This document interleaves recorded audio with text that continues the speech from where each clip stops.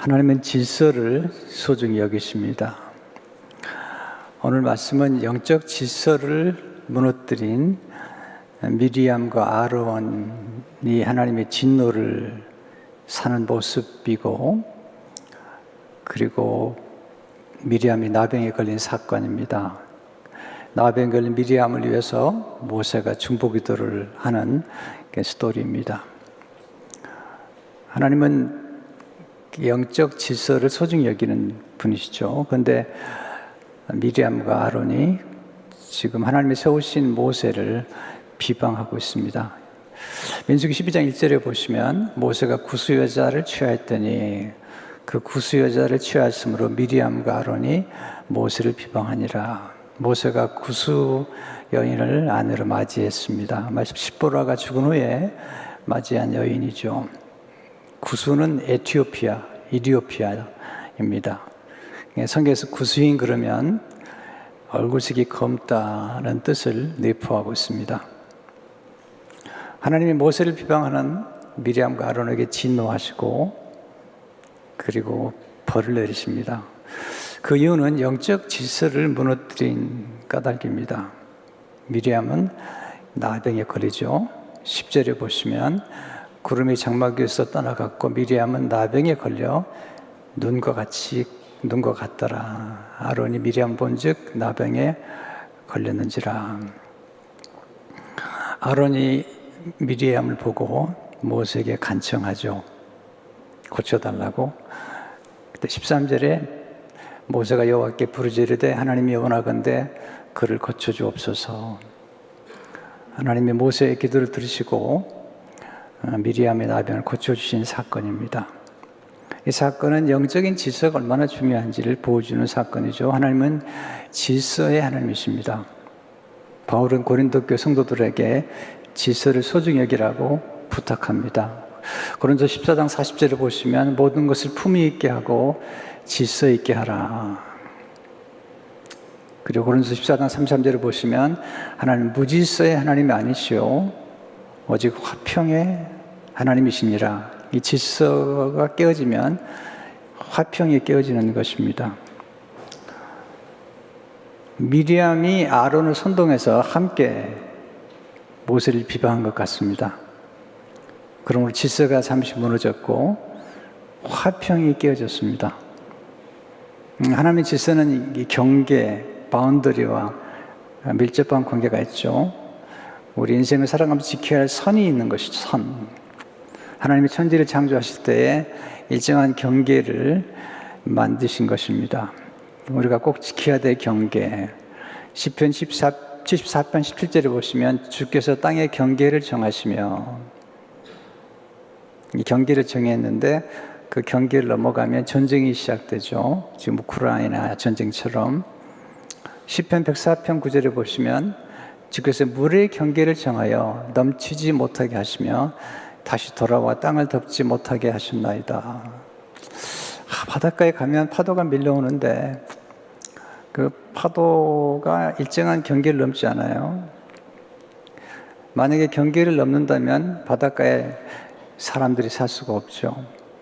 일정한 경계에 머물고 또 파도 타기를 하는 분들이나 그리고 그 거대한 바다를 향해서 수영하는 분들 보면 일정한 선을 넘기지 않습니다. 선을 넘기면 죽습니다. 이 하나님이 정하신 원리인 것입니다. 이 선을 넘으면 불화가 생기죠. 전쟁과 불화와 그리고 불행이 찾아옵니다. 기차가 탈선하게 되면 전복하게 되고 많은 사람들이 죽게 되죠. 하나님이 정해진 경계와 선이 있다는 걸 알고 살아가는 건 참 지혜롭습니다. 사람과 사람 사이에도 지켜야 할 선이 있고 결혼한 부부 사이에도 지켜야 할 선이 있습니다. 그 선을 넘기면 불화가 시작되고 불행해집니다. 부모와 자녀에게도 지켜야 할 선이 있습니다. 저는 결혼 초기에 제 아내를 제가 아주 정말 사랑하고 좋아해서 결혼했는데, 결혼 초기에 제 아내에게 무리하게 말하거나 행동했던 적들이 여러 번 있었습니다. 어느 날 제가 큐티를 하는데 큐티 본문이 섬김에 대한 본문이었습니다.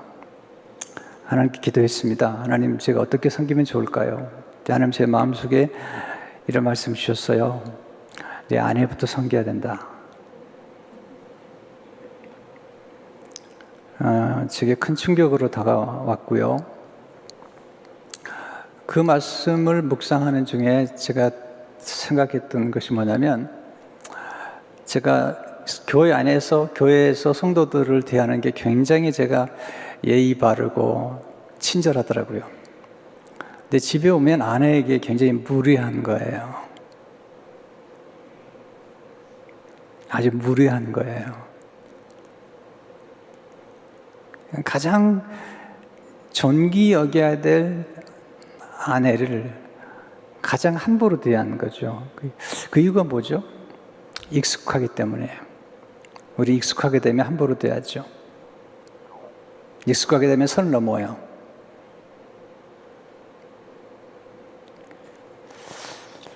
그 깨달음이 제 생애 가운데 또 한 번의 전환점이 왔죠.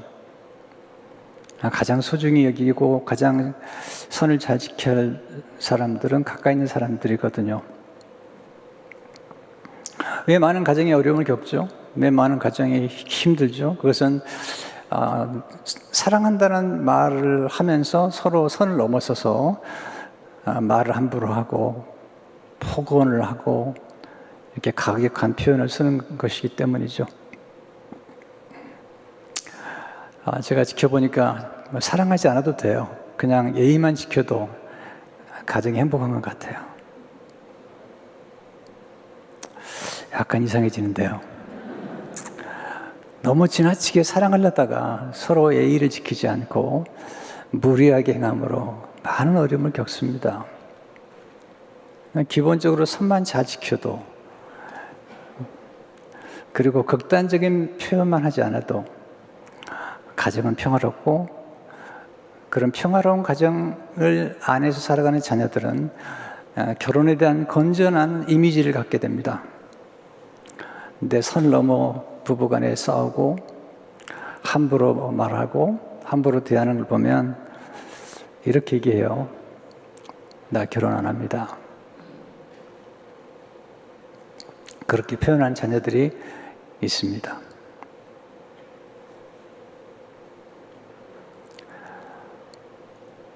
우리가 익숙해지는 거 조심해야 돼요. 항상 초심을 가꿔야 됩니다. 지금 모세와 미리암과 아론의 관계는 형제 관계잖아요. 너무 친밀한 것이면 좋지만 익숙해져 가지고 하나님이 세우신 모세, 그 모세에 대해서 지금 비방을 하고 있는 것입니다. 근데 모세는 아주 훌륭하게 비방을 받으면서도 그 비방에 대처를 하고 있는 것을 보게 됩니다. 그래서 저는 첫 번째 교훈은 지도자는 비방에 잘 반응해야 합니다. 지도자가 치러야 될 대가 중 하나는 사람들의 비방을 받고 비판을 받고 비난을 받는 것입니다. 오스왈드 샌더슨은 그의 책에서 어떤 지도자도 비판에서 제외될 수 없으며 비판을 받아들이고 반응하는 태도에서 지도자의 인격은 더욱 명확하게 드러날 것이다 라고 말했습니다. 모세는 미리암과 아론의 비방을 받고 있죠. 1절 다시 한번 보시면 모세가 구수 여자를 취하였더니 그 구수 여자를 취하였으므로 미리암과 아론이 모세를 비방하니라. 미리암이 시작했어요. 분명히. 왜냐하면 하나님 미리암에게 나병을 내린 거 보면, 그리고 이제 아론을 끌어들인 거죠. 그래서 두 사람이 함께 당을 지어서 모세를 비방하는 것입니다. 왜 모세를 비방했을까? 사실 미리암도 지금 굉장히 나이가 많이 들었어요. 왜냐하면 모세보다 나이가 많잖아요. 초로의 나이입니다. 그런데 자기 동생이 에티오피아 여인과 결혼하는데 상의도 하지 않고, 그리고 이방 여인과 결혼한 거죠.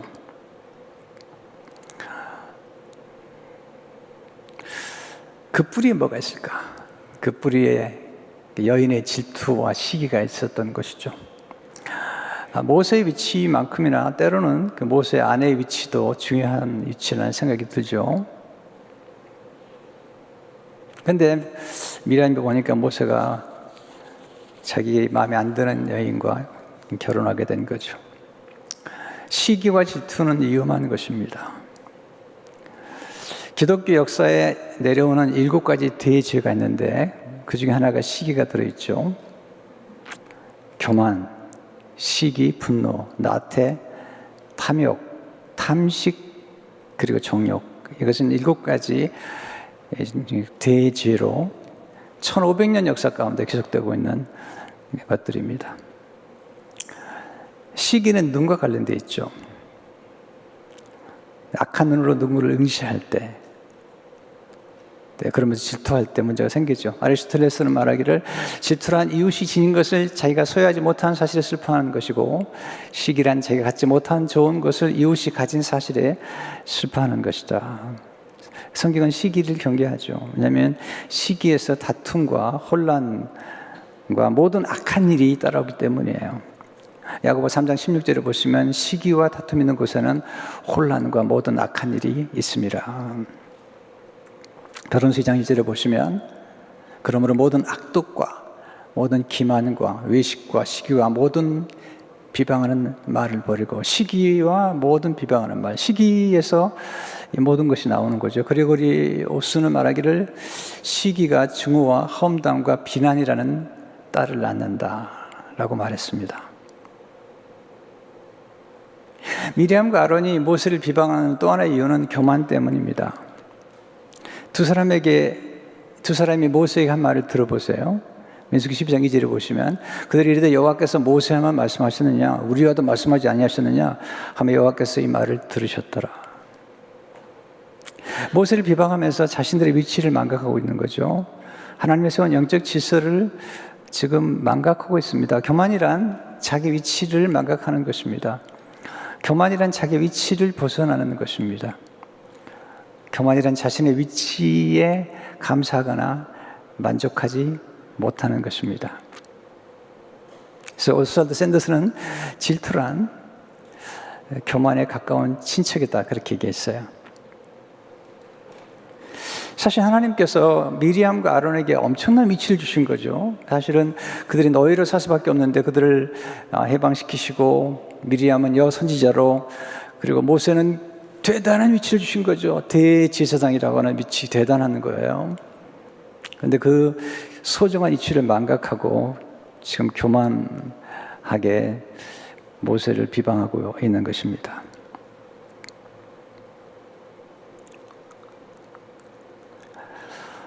공동번역은 이렇게 12장 1절 2절을 번역했어요. 미리암과 아론은 모세가 에티오피아 여인을 안으로 맞았다고 해서 그를 비판하였다. 야훼께서 모세에게만 말씀하시고 우리에게는 말씀하지 않으신 줄 아느냐? 이렇게 투덜거리는 소리를 야훼께서 들으셨다. 질투는 위험한 것입니다. 왜 질투가 위험할까요? 질투는 자신이 받은 은혜를 망각하게 만듭니다. 남의 걸 자꾸 보니까 자신이 받은 은혜를 망각하는 거죠. 질투는 자신의 역할과 위치의 소중함을 망각하게 만드는 것입니다. 지금 미리암과 아론의 위치가 얼마나 소중합니까? 근데 그 소중한 걸 망각하고 지금 모세와 경쟁하려고 드는 거거든요. 질투는 감사가 아닌 원망과 불평을 하게 만듭니다. 우린 질투를 경계하고 교만을 경계해야 됩니다. 시기와 질투를 극복하는 게 뭘까요? 늘 하나님을 바라보는 것입니다. 하나님 앞에서 자신을 낮추는 것입니다. 또한 하나님이 주신 직분과 위치를 소중히 여기는 것입니다. 하나님께 받은 은혜를 늘 기억하며 감사하는 것입니다. 범사에 자족하는 것입니다. 민수기 16장에 가면 고라와 레위 사람들이, 몇몇 사람들이 당을 지어가지고 모세와 아론을 또 공격합니다. 반역하죠. 레위 사람들 가운데 그들은 그 성막을 섬겼는데 우리도 제사장이 되게 해달라는 겁니다. 아론과 그의 후손이 제사장이 되는데 그러면서 이제 모세와 아론을 이제 공격합니다. 그때 모세가 참 훌륭해요. 민수기 16장 4절을 보게 되면 모세가 듣고 엎드렸다가 미리암과 아론이 비방할 때도 그는 침묵하죠. 모세는 온유함으로 반응합니다. 민수기 12장 3절을 보면 이 사람 모세는 온유함이 지면의 모든 사람보다 더하더라. 지도자 위치는 비판을 받을 수밖에 없죠. 오해를 받을 수밖에 없죠. 때로는 변명할 수도 있지만 때로는 침묵할 때가 많습니다. 그리고 하나님 앞에 맡기는 것. 모세가 위대한 거죠. 미리암과 아론의 비방에 대해서 하나님 앞에 엎드리고 하나님 앞에 맡기는 것입니다.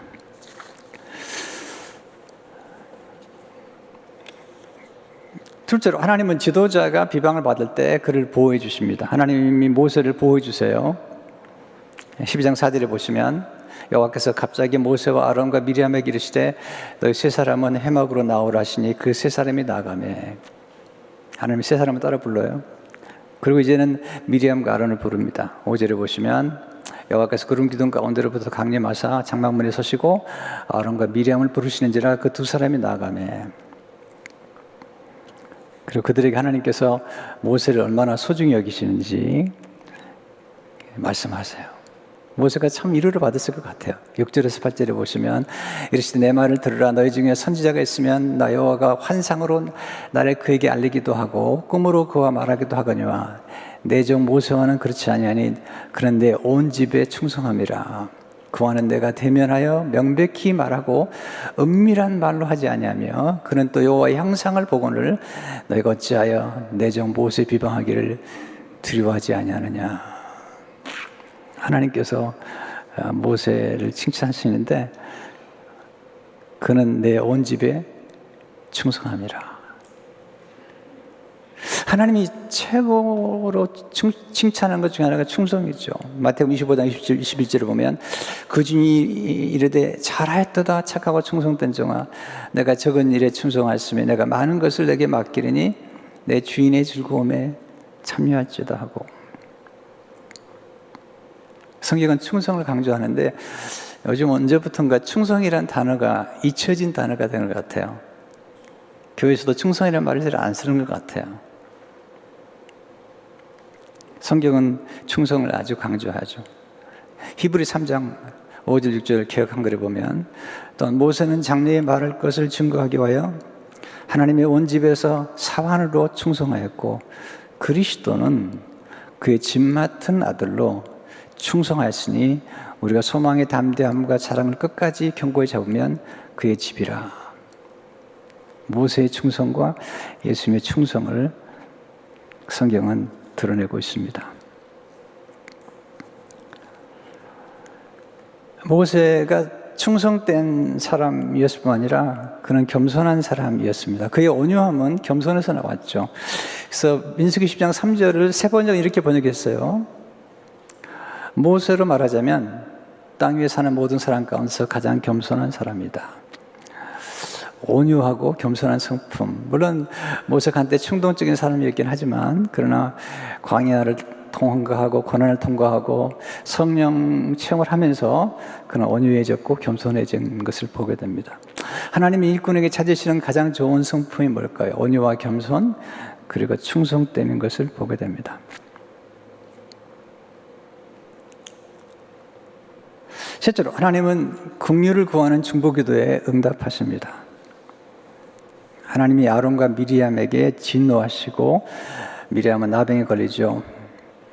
민수기 12장 9절 10절을 보게 되면 여호와께서 그들을 위해 진노하시고 떠나심에 구름이 장막 위에서 떠나갔고 미리암은 나병에 걸려 눈과 같더라. 아론이 미리암을 본즉 나병에 걸렸는지라. 순식간에 벌어진 일이에요. 하나님 영적 질서를 무너뜨린 죄에 대해서 아주 심각하게 다루셨어요. 하나님은 영적인 교만을 더 싫어하시는 것 같아요. 뭐 여러 가지 죄가 있지만 그 중에 영적인 교만을 아주 싫어하시는 것을 보게 됩니다.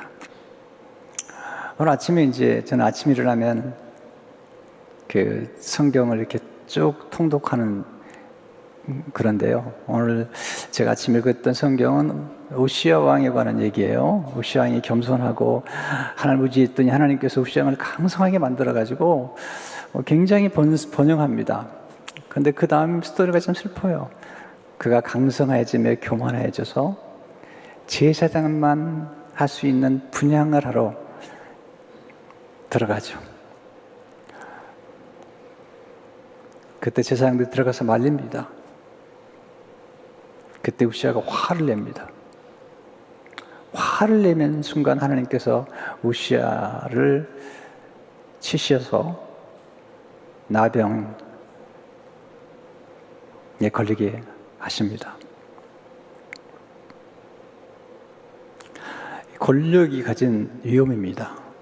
우린 권력을 갖거나 권세를 가지면 무엇인지 해도 된다고 착각합니다. 그래서 영적 질서가 이제 무너지는 것이죠.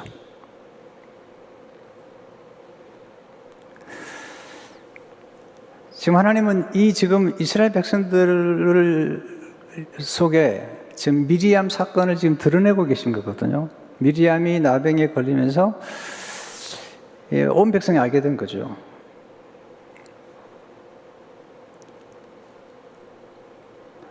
아론이 미리암이 나병에 걸린 걸 보고 모세에게 간청합니다. 그리고 회개하죠. 11절 12절을 보시면 아론이 이에 모세에게 이르되 슬프도다 내 주여 우리가 어리석은 일을 하여 죄를 지었으나 청하건대 그 벌을 우리에게 돌리지 마소서. 그가 살이 반이나 썩어 모태로부터 죽어서 나온 자 같이 되지 않게 하소서. 죄를 회개하죠. 죄를 지었습니다. 이렇게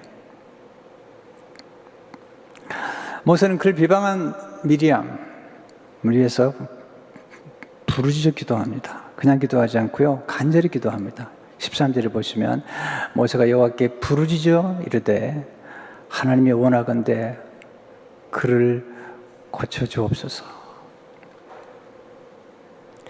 미리암을 위해 드린 기도가 어떤 기도였을까요? 모세에게 저는 세 가지가 떠올랐어요. 묵상하는 중에 첫째로 하나님의 긍휼을 구하는 간절한 기도였습니다. 모세는 하나님의 은혜로우시고 긍휼히 여기시는 분인 걸 알았습니다. 은혜란 뭐죠? 늘 우리가 듣는 얘기죠. 은혜는 받을 자격이 전혀 없는 사람에게 베푸시는 하나님의 호의죠. 하나님이 베풀어 주시는 호의죠. 긍휼이 뭐죠? 긍휼이란 하나님이 마땅히 내려야 할 벌을 내리지 않는 것입니다.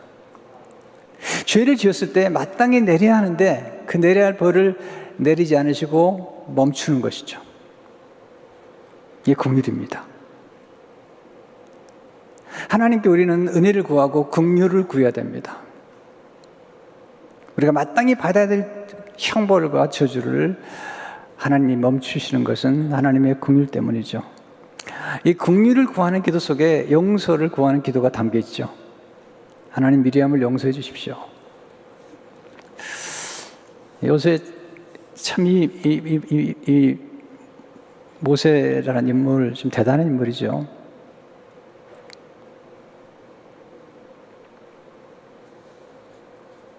두 번째는 받은 은혜에 보답하는 기도였습니다. 모세는 자기가 갓대 상자에 버려졌을 때에 자기를 도와준 사람이 미리암인 것을 압니다. 그리고 그 은혜를 받은 걸 기억합니다. 출애굽기 2장 3절 4절을 보시면 더 숨길 수 없게 되매 그를 위하여 갈대 상자를 가져다가 역청과 나무진을 칠하고 아기를 거기 담아 나일 강가 갈대 사이에 두고 그의 누이가 어떻게 되는지를 알려고 멀리 섰더니, 이걸 기록한 사람이 모세잖아요. 모세는 자기 누이가 자기를 구해준 것을 알고 있습니다. 여러분, 기회가 있으면 사람들에게 은혜를 베푸십시오. 기회가 있으면 선행을 베푸십시오. 그 선행과 그 은혜가 어떻게 우리 삶 가운데 전개되고 어떻게 우리 삶을 축복되게 할지는 우리는 잘 모릅니다. 근데 여러분이 경험하고 제가 경험한 것처럼 때로 우리가 베풀었던 작은 선행 하나가, 작은 은혜 하나가 나중에 세월이 지나면서 엄청난 결과로 우리 삶에 다가오는 것을 경험하게 됩니다. 우리가 해야 될 가장 중요한 것은 우리가 받은 은혜를 기억하는 것입니다. 그리고 그 은혜를 늘 감사하는 것입니다. 그리고 은혜에 보답하려고 노력하는 것입니다. 우리가 행복하지 못한 이유 중 하나가 뭐냐면 받은 은혜나 받은 사랑에 대해서 너무 일찍 망각하는 것입니다. 특별히 익숙해지면 우리는 감격을 잃어버립니다. 여러분 그렇지 않으세요? 뭐 차를 하나 샀다. 너무 좋아서 어쩔 줄 모르다가 일주일만 지나도 아니면 그 차를 타고 나가다가 더 좋은 차를 보는 순간 갑자기 행복이 사라지죠.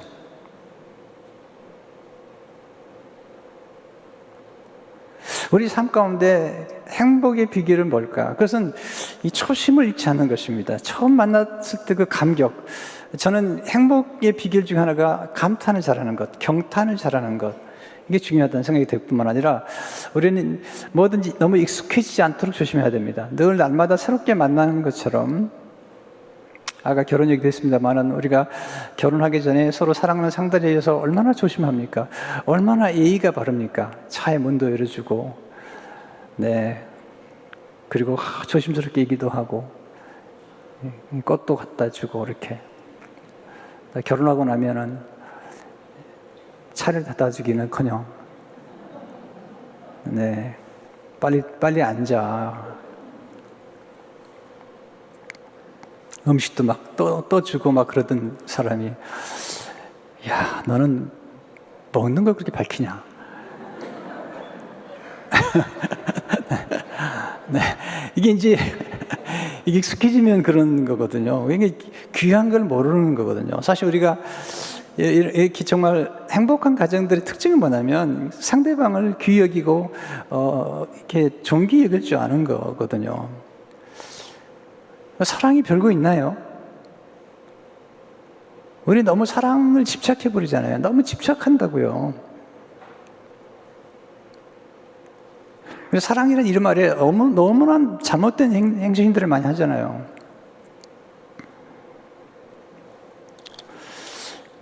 저희 집이 평화롭습니다. 그 이유가 간단하거든요. 예절을 잘 지켜서 선을 넘지 않고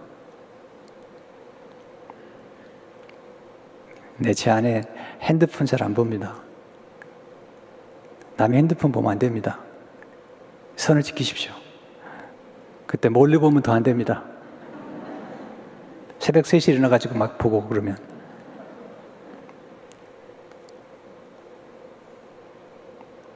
제가 예를 들은 것 같지만 우리 삶 가운데 지켜야 될 가장 기본선이 있고 또 우리가 살아오면서 서로 간에 받은 은혜가 있잖아요. 제 아내가 앞에 있어서 이러면 좀 미안하지만 사실 제가 살아오면서 제 아내가 협력하지 않았다면 먹기 어려웠습니다. 미국 와서 아내가 일하고 처음에 베이비시터를 하고 그 다음에 은행에 다니고 시청에 다니고 계속 일했습니다. 그렇게 일했기 때문에 제가 개척할 수 있었습니다.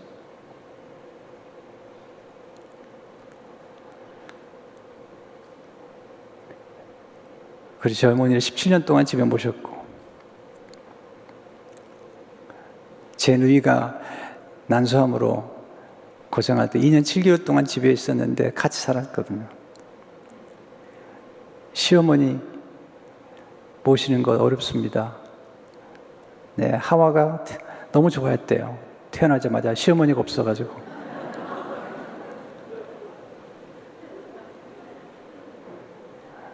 근데 시누이까지 집에서 지내는 거 늘 생각합니다. 너무 감사해야 하고요.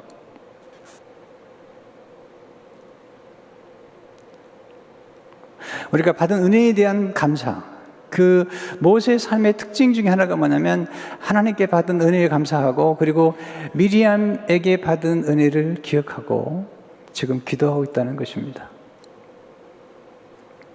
부르짖어 기도합니다.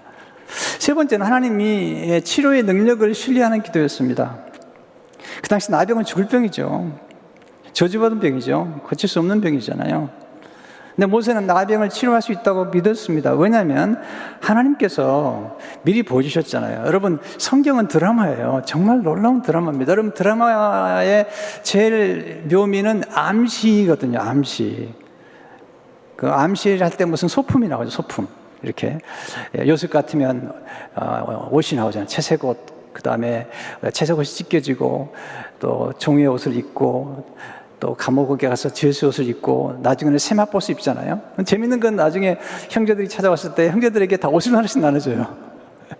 자기 옷을 찢어버린 형제들에게 옷을 나눠주고 자기 친동생 벤자민에게는 5벌을 줘요. 이렇게.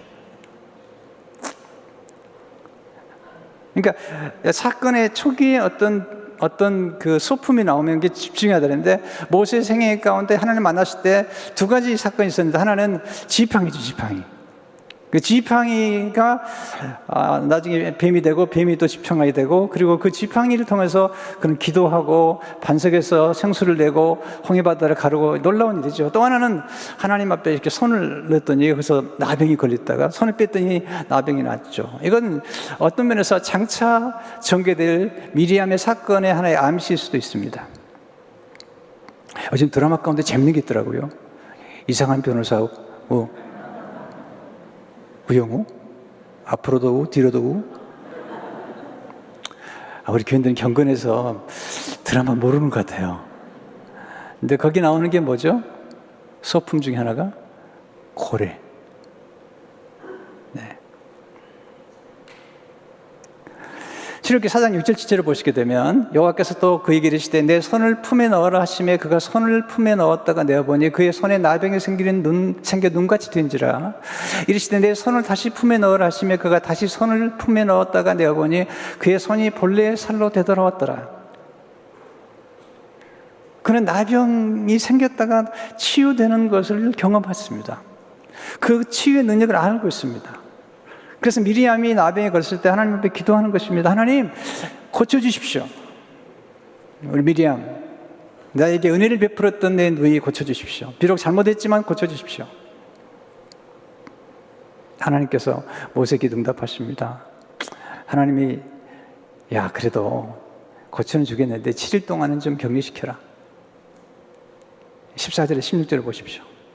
여호와께서 모세에게 이르시되 그의 아버지가 그의 얼굴에 침을 뱉었을지라도 그가 이제 이래 동안 부끄러워하지 않겠느냐. 그런즉 그를 진영 밖에 이래 동안 가두고 그에 들어오게 할지니라 하시니 이에 미리암이 진영 밖에 이래 동안 갇혀 있었고 백성은 그를 다시 들어오게까지 행진하지 아니하다가 그 후에 백성이 하세롯을 떠나 바람 광야에 진을 치니라. 죄를 지면 이렇게 멈추게 돼요. 그리고 죄 때문에 온 백성들이 지금 일주일 동안 기다리고 있잖아요.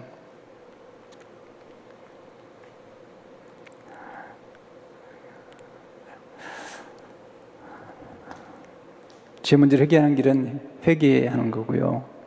또 공의를 구하는 중보기도가 중요한 것입니다. 하나님의 관심은 만민을 구원하는 데 있습니다. 사실 미리암이 모세가 구스여인과 결혼한 것에 대해서 사실 영적 권위에 도전하는 것도 있지만 하나님에게서는 그보다 더 큰 문제가 있습니다. 그 뭐냐면 하나님의 관심은 모든 민족을 구원하는 거거든요. 그러니까 에티오피아 사람들도 구원하는 거거든요. 요셉이 결혼했던 여인이 이방 사람입니다. 그리고 모세가 처음에 결혼했던 시보라도 이방 사람입니다. 하나님의 관심은 하나님이 이스라엘 백성을 쓰긴 쓰지만 모든 민족을 구원하는 계획이 있기 때문에 모세가 구스 여인을 취한 것도 하나님의 구속의 드라마의 한 사건이거든요. 그런데 그 하나님의 그 놀라운 선교 드라마의 구속의 드라마의 뜻을 모르고 비방한 거죠. 에레미야를 읽어보면요, 에레미야가 구덩이에 빠졌을 때 에레미야를 건져준 사람이 구스 사람입니다. 에레미야 38장 10절을 보게 되면 왕이 구스 사람 에벳 멜레에게 명령하여 이르되 너는 여기서 30명을 데리고 가서 선지자 에레미야가 죽기 전에 그를 구덩이에서 끌어내라. 이 구스 사람, 에티오피아 사람 에레미야를 구해주거든요. 나중에 빌립 집사가 사도행전 8장에서 에티오피아에서 온 내시에게 복음을 전하죠. 사도행전 8장 27절 28절을 보시면 일어나 가서 보니 에티오피아 사람 곧 에티오피아 여왕 간다기의 모든 국고를 맡은 관리인 내시가 에비아로 예루살렘에 왔다가 돌아가는데 수레를 타고 선지자 이사야의 글을 읽더라. 네. 이 내시가 돌아가서 복음을 돌아가서 에티오피아 교회를 세웠습니다. 그래서 에티오피아는 이 신앙의 자부심이 대단한 사람들이죠. 우리 교회가 시작할 때 우리가 사용했던 교회가 에티오피아 교회죠. 네. 빌립이 내시 전도 안 했으면 우리 그 교회 못 갔었을 것 같아요. 돌이켜보면 너무 감사하고 놀라운 스토리죠. 하나님의 스토리를 생각할 때 지금 이건 영적인 권위와 질서에도 문제가 되지만 하나님의 더 큰 드라마의 스토리는 뭐냐면 구원의 드라마죠. 선교의 드라마죠. 모든 민족을 구원하는 우리 민족이 지금 다문화 민족이 돼가고 있습니다. 저는 기쁘게 생각해요. 하나님이 구원의 드라마 속에 이 다문화가 우리나라에 들어온 거에 대해서 감사하게 생각합니다. 왜냐하면 하나님의 나라가 그런 나라이기 때문이죠. 성도 여러분, 질서를 소중히 여기십시오. 그래서 선을 좀 잘 지키시면 도움이 될 것입니다. 그리고 시기와 질투와 교만을 경계하십시오. 그리고 모세처럼 온유하고 겸손하고 충성된 사람이 되면 좋겠습니다. 그리고 모세처럼 긍휼을 구하는 기도를 드리고 또 받은 은혜를 기억하고 감사하는 우리 모두가 되면 좋겠습니다. 그런 은혜 가운데 풍성한 은혜가 여러분에게 함께 하시길 축원합니다. 하나님 감사합니다. 오늘 주신 말씀으로 우리 삶의 지혜와 그리고 삶의 원리를 삼게 하시고 하나님 모세처럼 온유하고 겸손하고 충성된 사람 되게 하시며 모세처럼 기도의 사람 되도록 축복해 주옵소서. 예수 이름으로 기도합니다.